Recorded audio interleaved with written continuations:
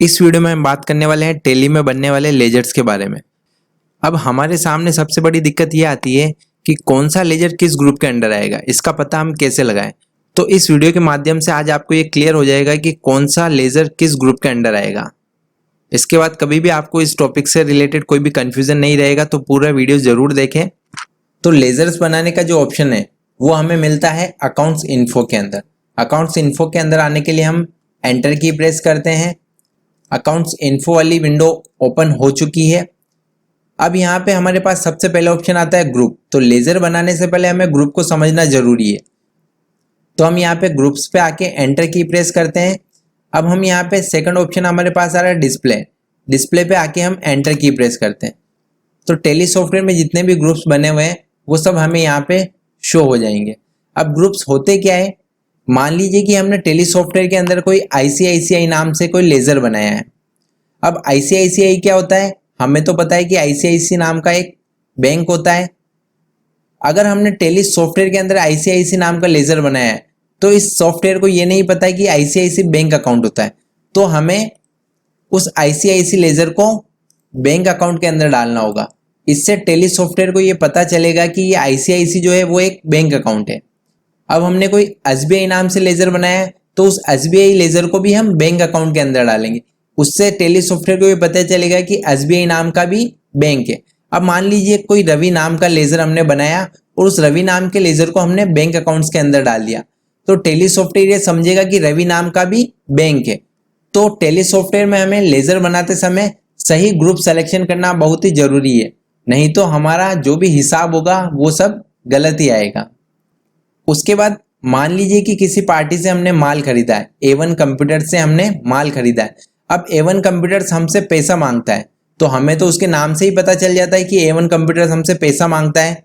अब हमने tele software के अंदर एक लेजर बनाया है A1 कंप्यूटर्स, तो इस टेली सॉफ्टवेयर को ये नहीं पता कि वो हमसे पैसा मांगता है या हम उनसे पैसा मांगते हैं। तो जब हम A1 कंप्यूटर्स का जो लेजर बनाएंगे तो वो लेजर हम यहाँ पे सन्ड्री क्रेडिटर ग्रुप्स के अंदर डाल देंगे। तो इससे टेली सॉफ्टवेयर को ये पता चलेगा कि A1 कंप्यूटर्स जो है वो हमारा सन्ड्री क्रेडिटर्स है। इसका मतलब कि वो हमसे पैसा मांगता है। क्रेडिटर्स क्या होता है, जो भी व्यक्ति हमसे पैसा मांगता है वो हमारा क्रेडिटर्स होता है। अगर A1 कंप्यूटर्स को हमने सन्ड्री डेटर्स में बना दिया तो इसका मतलब ये समझेगा कि A1 कंप्यूटर्स से हम पैसा मांगते हैं। तो यहाँ पे हर लेजर के अंदर सही ग्रुप सिलेक्शन करना बहुत जरूरी होता है। इसके अलावा सैलरी नाम का लेजर होता है, तो वो हमारा आएगा इनडायरेक्ट एक्सपेंसेस के अंदर। रेंट पेड वो हमारा इनडायरेक्ट एक्सपेंसेस के अंदर आएगा। तो टेली सॉफ्टवेयर में सारे ग्रुप्स पहले से बने होते हैं, कोई भी हमें नया ग्रुप बनाने की जरूरत नहीं है। तो हम एस्केप की प्रेस करके पीछे की तरफ आ जाते हैं। अब मेन काम जो है हमारा वो है हमारा लेजर बनाने का। तो इसके बाद हमारे पास ऑप्शन आ रहा है लेजर। तो यहाँ पे हम एरो की सहायता से लेजर ऑप्शन पे आ जाते हैं और एंटर की प्रेस करते हैं। यहाँ पे हमारे पास ऑप्शन शो हो रहा है डिस्प्ले। तो हम एक बार यहाँ पे डिस्प्ले ऑप्शन पे आके एंटर की प्रेस करते हैं। अब हम यहाँ पे देखेंगे कि लिस्ट ऑफ लेजर में 2 लेजर हमारे पहले से बने हुए आ रहे हैं। तो जब भी हम कोई नई कंपनी बनाते हैं तो वहां पे हमें 2 लेजर पहले से बने हुए मिलेंगे। एक तो मिलेगा हमें कैश का लेजर और दूसरा मिलेगा हमें प्रॉफिट एंड लॉस अकाउंट। तो ये 2 लेजर जब भी हम नई कंपनी बनाते हैं तो उसमें पहले से ही बने हुए आते हैं। इसके अलावा जो भी लेजर्स हम बनाएंगे वो हमें यहाँ पे शो हो जाएंगे। अगर आप कहीं पे जॉब करने जाएंगे या किसी भी फर्म में वर्क करते हैं तो यहाँ आपको पहले से बहुत सारे लेजर्स बने हुए मिलेंगे, क्योंकि उस कंपनी में पहले से ही काम चल रहा है तो उन्होंने पहले से ही वो लेजर्स बना रखे होंगे। अब हम देखते हैं कि शुरुआत से हम कैसे लेजर क्रिएट कर सकते हैं। उसके लिए हम एस्केप की प्रेस करके पीछे की तरफ आ जाते हैं। अब हमें नया लेजर क्रिएट करना है, तो उसके लिए हम यहाँ पे क्रिएट ऑप्शन पे आके एंटर की प्रेस करेंगे। एंटर की प्रेस करने पे हमारे पास यहाँ पे लेजर क्रिएशन विंडो ओपन हो जाती है। जो भी लेजर हम बनाना चाहते हैं उस लेजर का नाम हम यहाँ पे टाइप कर देते हैं। तो सबसे पहले हमें एक लेजर की जरूरत पड़ती है, वो होता है हमारा कैपिटल लेजर। तो हम यहाँ पे एक कैपिटल अकाउंट बना लेते हैं। हमने यहाँ पे टाइप किया कैपिटल। उसके बाद एंटर की प्रेस करके हम यहाँ पे अंडर। अब वहां पे हमने जो भी ग्रुप्स देखे थे वो सारे ग्रुप्स हमें यहाँ पे शो हो रहे हैं। अब कैपिटल अपना अंडर आएगा ये अपना कैपिटल अकाउंट के। मान लीजिए कि हम यहाँ पे कैपिटल अकाउंट सेलेक्ट नहीं करके यहाँ पे हम बैंक अकाउंट सेलेक्ट कर लेते हैं, तो इसका मतलब टेली सॉफ्टवेयर ये समझेगा कि कैपिटल नाम का जो लेजर है वो क्या है, एक बैंक अकाउंट है। तो जैसे ही हमने यहाँ पे बैंक अकाउंट सेलेक्ट किया है तो टेली सॉफ्टवेयर ने यहाँ पे आगे और ऑप्शंस हमारे सामने ओपन कर दिए हैं कि आपके अकाउंट नंबर वगैरह, बैंक का IFS code, bank name, branch वगैरह सब आप यहाँ पे डाल सकते हैं। तो यहाँ पे जो हमारा लेजर बन रहा है वो एक तरह से गलत बन रहा है क्योंकि हमने कैपिटल अकाउंट को बैंक अकाउंट के अंदर डाल दिया है। तो एक तरह से ये हमारा गलत लेजर बन रहा है। तो हम यहाँ पे बैक स्पेस की प्रेस करके वापस ग्रुप्स पे आ जाते हैं। तो कैपिटल अपना आएगा अंडर कैपिटल अकाउंट, तो हम यहाँ पे कैपिटल अकाउंट को सेलेक्ट कर लेते हैं। उसके बाद एंटर करके इस विंडो को हम एक्सेप्ट कर लेते हैं। तो ये हमारा एक लेजर बन चुका है कैपिटल नाम से। उसके बाद हमें बनाना है कैश का लेजर। अब हम यहाँ पे कैश का लेजर बनाते हैं। उसके बाद हम एंटर की प्रेस करते हैं। जैसे ही हमने एंटर की प्रेस की तो हमारे सामने यहाँ पे एक एरर शो कर रहा है, name already exist, enter a different name. मतलब कैश नाम से लेजर पहले से बना होता है। अभी हमने देखा था कि जब भी हम कोई नई कंपनी बनाते हैं तो वहां पे हमें दो लेजर पहले से बने हुए मिलते हैं। एक तो होता है अपना कैश और दूसरा होता है प्रॉफिट एंड लॉस। तो कैश का लेजर ऑलरेडी बना हुआ है तो कोई भी लेजर जो पहले से बना हुआ है वो लेजर दोबारा नहीं बनेगा और हमें बनाना भी नहीं है, उसको कोई भी नया नाम देके भी नहीं बनाना है। उसके बाद अगला लेजर हमें बनाना है परचेज का। तो हम यहाँ पे परचेज नाम से एक लेजर बना लेते हैं। एंटर की प्रेस करते हैं। परचेज अकाउंट, तो परचेज अकाउंट हमारा आएगा अंडर परचेज अकाउंट। तो यहाँ पे हम परचेज अकाउंट को परचेज अकाउंट के अंदर डाल देंगे। तो हम यहाँ पे एंटर की प्रेस करते हैं और एंटर करके इस विंडो को भी हम एक्सेप्ट कर लेते हैं। उसके बाद हमें बनाना है A1 कंप्यूटर्स का लेजर। A1 कंप्यूटर्स हमारा सप्लायर है। A1 कंप्यूटर से हम माल खरीदते हैं। तो जिस भी व्यक्ति से या जिस भी फर्म से, जिस भी शॉप से हम माल खरीदते हैं तो वो हमारा होता है क्रेडिटर्स। तो A1 कंप्यूटर्स हमारा आ जाएगा सन्ड्री क्रेडिटर्स। क्रेडिटर्स क्या होते हैं? जो भी व्यक्ति हमसे पैसा मांगता है, जिस भी व्यक्ति से हमने माल खरीदा है उधार, तो वो व्यक्ति हमसे पैसा मांगता है तो वो हमारा क्रेडिटर होगा। तो A1 कंप्यूटर से हमने माल खरीदा है तो A1 कंप्यूटर हमारा सन्ड्री क्रेडिटर्स होगा। उसके बाद एंटर करके इस विंडो को भी हम एक्सेप्ट कर लेते हैं। उसके बाद हमें बनाना होगा सेल्स का लेजर। तो सेल्स का लेजर हमारा अंडर आएगा यहाँ पे सेल्स अकाउंट। तो सेल्स लेजर जो है वो हमारा आ जाएगा यहाँ अंडर सेल्स अकाउंट। तो हम यहाँ पे एंटर की प्रेस करके इस विंडो को भी सेव कर लेते हैं। ये जितने भी लेजर्स हैं तो कौन सा लेजर किस ग्रुप के अंडर आएगा वो पूरी लिस्ट भी मैं आपको वीडियो में बताने वाला हूं, तो आप पूरा वीडियो ध्यान से देखें। आगे हमें लेजर बनाना है परचेज रिटर्न। तो परचेज रिटर्न जो लेजर है वो हमारा अंडर आएगा परचेज अकाउंट में। तो परचेज और परचेज रिटर्न ये दोनों लेजर हमारे अंडर आते हैं परचेज अकाउंट में। तो हम एंटर की प्रेस करके इस विंडो को एक्सेप्ट कर लेते हैं। उसके बाद हमें बनाना होगा सेल्स रिटर्न नाम का लेजर। उसके बाद एंटर करके हम ग्रुप्स पे आ जाते हैं। तो सेल्स रिटर्न लेजर जो है वो हमारा आएगा अंडर सेल्स अकाउंट। तो यहाँ से हम सेल्स अकाउंट को सेलेक्ट कर लेते हैं। हमारा सेल्स लेजर भी सेल्स अकाउंट में आएगा और सेल्स रिटर्न भी हमारा सेल्स अकाउंट में आएगा। उसके बाद हमें बनाना है ICICI नाम से लेजर। तो ICICI क्या होता है? ICICI हमारा बैंक होता है। तो यहाँ पे हम इसको सेलेक्ट कर लेंगे सबसे फर्स्ट में बैंक अकाउंट। अब यहाँ पे हमारे पास बैंक नाम से 3 ग्रुप शो हो रहे हैं।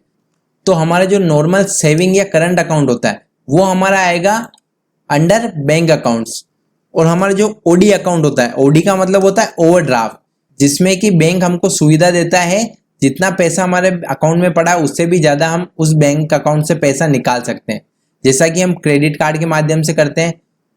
तो बैंक OCC और बैंक OD ये दोनों हमारे ओवरड्राफ्ट अकाउंट होते हैं। इसका मतलब है कि हमारे बैंक में बैलेंस नहीं है उसके बाद भी हम अपने अकाउंट से पैसा निकाल सकते हैं। ये सुविधा हमें बैंक देता है। तो जनरली जो हमारे बैंक अकाउंट्स बनेंगे वो सारे हमारे बनेंगे बैंक अकाउंट्स में। तो हमें बैंक अकाउंट ही सेलेक्ट करना है। तो ICICI हमारा अंडर आ जाएगा बैंक अकाउंट। उसके बाद यहाँ पे हमसे ये डिटेल मांग रहा है कि आप अपना अकाउंट नंबर वगैरह यहाँ पे डाल दीजिए। अगर हमारे पास पूरी इन्फॉर्मेशन है और हम डालना चाहते हैं, ये कंपलसरी नहीं है, अगर ये डिटेल्स आप यहाँ पे डालना चाहते हो तो डाल सकते हो। और एंटर करके इस विंडो को भी हम एक्सेप्ट कर लेंगे। उसके बाद हम SBI नाम से लेजर बनाते हैं। तो SBI भी हमारा आ जाएगा बैंक अकाउंट के अंदर। तो जितने भी बैंक होंगे वो सारे हमारे बैंक अकाउंट के अंदर आ जाएंगे।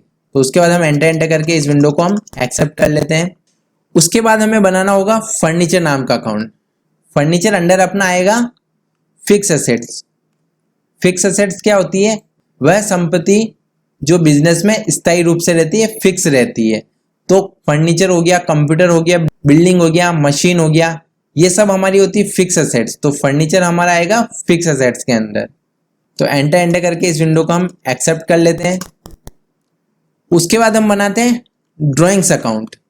तो ड्राइंग्स क्या होता है?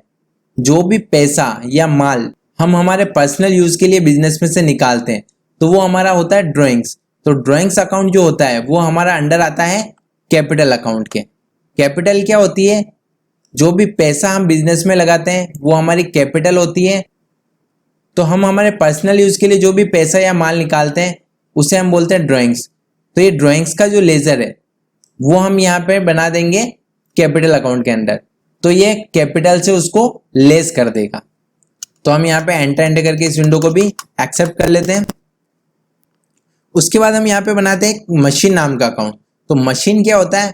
मशीन एक तरह से हमारी असेट्स होती है, संपत्ति होती है। तो मशीन अंडर आ जाएगा अपना फिक्स असेट्स। जैसा कि हमने फर्नीचर बनाया था उसमें भी हमने देखा था कि फर्नीचर हमारी फिक्स असेट्स होता है, तो मशीन भी हमारी फिक्स असेट्स होगी। मशीन हो गया, कंप्यूटर हो गया, बिल्डिंग हो गया, ये सब हमारी फिक्स असेट्स होती है जो कि फिक्स रहती है। तो हम यहाँ पे एंटर करके इस विंडो को भी एक्सेप्ट कर लेंगे। उसके बाद हमें लेजर बनाना है डिस्काउंट का। अब डिस्काउंट दो तरह का होता है, एक तो होता है हमारा रिसीव और एक होता है डिस्काउंट पेड। तो अगर हम डिस्काउंट पेड नाम का लेजर बना रहे हैं तो ये अंडर हमारा आ जाएगा इनडायरेक्ट एक्सपेंसेस, क्योंकि हम पेड कर रहे हैं, पे कर रहे हैं। तो पे कर रहे हैं तो वो हमारा एक्सपेंसेस हो गया। तो डिस्काउंट पेड का जो लेजर है वो हमारा आएगा इनडायरेक्ट एक्सपेंसेस के अंडर। उसके बाद डिस्काउंट रिसीव जो लेजर है वो हमारा आएगा अंडर इनडायरेक्ट इनकम के, क्योंकि रिसीव हो रहा है इसका मतलब हमें इनकम हो रही है, और डिस्काउंट एक तरह से इनडायरेक्ट इनकम होता है। तो हमारा डिस्काउंट रिसीव जो लेजर है वो आ जाएगा इनडायरेक्ट इनकम के अंदर। उसके बाद एंटर करके इस विंडो को भी हम सेव कर लेते हैं। उसके बाद हम बनाते हैं रेंट पेड। रेंट पेड क्या होता है? हमारे लिए खर्चा होता है। तो ये हमारा आ जाएगा अंडर इनडायरेक्ट एक्सपेंसेस। ये एक तरह से हमारा खर्चा हो रहा है। एंटर करके इस विंडो को भी हम सेव कर लेंगे। अगला लेजर हम बनाते हैं रेंट रिसीव्ड। तो रेंट रिसीव जो लेजर है वो हमारा आ जाएगा अंडर इनडायरेक्ट इनकम्स, क्योंकि रिसीव हो रहा है तो ये एक तरह से हमें इनकम हो रही है। तो यहाँ पे हम एंटर की करके इस विंडो को सेव कर लेंगे। उसके बाद हम बनाते हैं इंटरेस्ट पेड। इंटरेस्ट पेड हमारा आ जाएगा इनडायरेक्ट एक्सपेंसेस के अंडर। एंटर करके इस विंडो को भी हम सेव कर लेते हैं।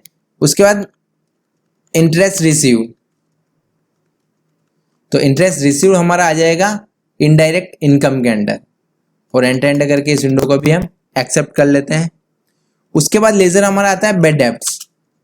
बेड डेब्ट्स क्या होता है? जो पैसा हमारा डूब जाता है उसे हम कहते हैं बेड डेब्ट्स। तो बेड डेब्ट्स नाम से भी हमें लेजर बनाना होता है। तो बेड डेब्ट्स का जो लेजर है वो हमारा अंडर आएगा indirect expenses. Bed debts business के लिए एक तरह से नुकसान होता है, तो ये हमारा इनडायरेक्ट एक्सपेंसेस के अंडर आ जाएगा। उसके बाद हम एंटर करके इस विंडो को एक्सेप्ट कर लेते हैं। उसके बाद लेजर बनाते हैं हम सैलरी। एंटर सैलरी अंडर अपना आएगा इनडायरेक्ट एक्सपेंसेस। ये हमारे लिए एक तरह से खर्चा होता है। सैलरी जो भी हम देते हैं वो हमारा आएगा इनडायरेक्ट एक्सपेंसेस के अंडर।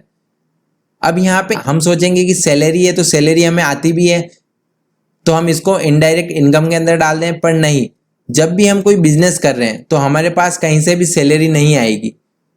सैलरी हम देंगे, जो भी व्यक्ति हमारे यहाँ काम कर रहे हैं, जो भी लेबर हमारे यहाँ पे काम कर रही है, उन सबको हम सैलरी पेड करेंगे। तो सैलरी कभी भी इनडायरेक्ट इनकम के अंदर नहीं आएगा, ये हमारा एक तरह से इनडायरेक्ट एक्सपेंसेस होगा।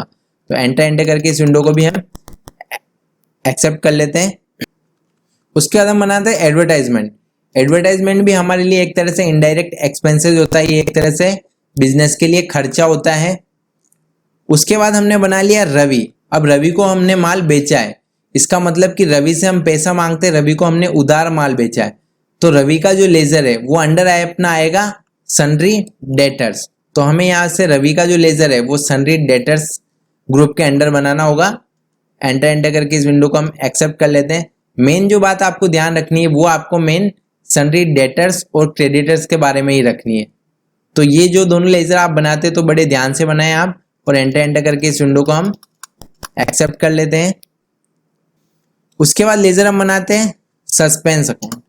सस्पेंस अपना अंडर आता है सस्पेंस अकाउंट के। सस्पेंस का मतलब होता है कि हमें पता नहीं कि पैसा कहाँ से आया। कभी कभी हम हिसाब करते हैं और हमारे पास पैसा ज़्यादा आ रहा है पर हमें पता नहीं है कि वो पैसा कहाँ से आया। हम किसी की एंट्री करना, कहीं पे हम लिखना भूल गए कि ये पैसा हमको किसने दिया था, तो उस पैसे को हम सस्पेंस अकाउंट में डाल देते हैं। तो जब हमें पता चलेगा कि ये पैसा हमें किससे प्राप्त हुआ है तो वापस हम उसके अकाउंट में ये पैसा जमा कर देंगे। तो इस तरह के जो भी ट्रांजेक्शन होते हैं, इस तरह से जो भी पैसा हमारे पास आता है उसको हम सस्पेंस अकाउंट में डाल देते हैं। एंटर करके इस विंडो को भी हम एक्सेप्ट कर लेते हैं। उसके बाद कुछ जीएसटी के लेजर्स भी होते हैं। आईजीएसटी हो गया, तो आईजीएसटी का जो लेजर है वो हमारा अंडर आता है ड्यूटीज एंड टैक्सेस के। तो आईजीएसटी, सीजीएसटी, एसजीएसटी, यूटीजीएसटी, ये सारे लेजर्स हमारे आते हैं ड्यूटीज एंड टैक्सेस के अंदर, क्योंकि आईजीएसटी एक तरह से टैक्स होता है तो यहाँ पे हम उसको ड्यूटीज एंड टैक्सेस के अंदर डाल देंगे। उसके बाद एंटर करके इस विंडो को हम एक्सेप्ट कर लेते हैं। उसके बाद CGST, central goods and service tax, ये अपना अंडर आएगा ड्यूटीज एंड, ये अपना अंडर आएगा ड्यूटीज एंड टैक्सेस के। तो यहाँ पे हम एंटर करके इस विंडो को भी एक्सेप्ट कर लेते हैं। एसजीएसटी, एसजीएसटी का लेजर आएगा अपना ड्यूटीज एंड टैक्सेस के अंदर, तो इसको भी हम एंटर करके इस विंडो को एक्सेप्ट कर लेते हैं। उसके बाद यूटीजीएसटी, यूटीजीएसटी का भी अंडर अपना आएगा ड्यूटीज एंड टैक्सेस, तो एंटर करके इस विंडो को भी हम एक्सेप्ट कर लेते हैं। उसके बाद हमने बैंक से लोन लिया है, मान लीजिए कि हमने एसबीआई बैंक से लोन लिया है, तो हम यहाँ पे एसबीआई लोन नाम से एक अकाउंट बना लेंगे। अब इस बैंक से हमने लोन लिया है तो ये हमारा अंडर आएगा लोन लायबिलिटीज के। लायबिलिटीज का मतलब होता है दायित्व, मतलब कि जो हमारे ऊपर दायित्व है, हमने कहीं से पैसा लिया है या बैंक से लोन लिया है तो वो हमारा लोन लायबिलिटीज के अंडर आएगा। अगर हम किसी को ब्याज पे पैसा उधार देते हैं तो वो हमारा लेजर आएगा लोन एंड एडवांसेज एसेट्स के अंदर। यहाँ हमने एसबीआई से लोन लिया है तो यहाँ पे हमारा लेजर जो होगा वो आएगा लोन लायबिलिटीज के अंडर। यहाँ पे हम एंटर की प्रेस करके इस विंडो को एक्सेप्ट कर लेंगे। तो बिजनेस में काम आने वाले लगभग सारे लेजर्स हमने बना लिए हैं। इसके अलावा कौन सा लेजर किस ग्रुप के अंडर आएगा ये भी आपको स्क्रीन पे ये विंडो दिख रही है, इस पे सारा क्लियर दिख रहा है कि कौन सा लेजर किस ग्रुप के अंडर आएगा। तो यहाँ से आप नोट कर लें और इस टॉपिक की अच्छे से प्रैक्टिस करें। 2 या 3 बार अगर आप इस लेजर्स को बना के देखेंगे तो आपको ये याद हो जाएगा कि कौन सा लेजर किस ग्रुप के अंडर आएगा। इस टॉपिक से रिलेटेड आपको कोई भी क्वेश्चन हो, कोई भी क्वेरी हो या कोई भी दिक्कत हो तो आप हमें कमेंट करके पूछ सकते हैं। वीडियो को लाइक करें, चैनल को सब्सक्राइब करें और इस वीडियो को अपने सभी दोस्तों के साथ शेयर करें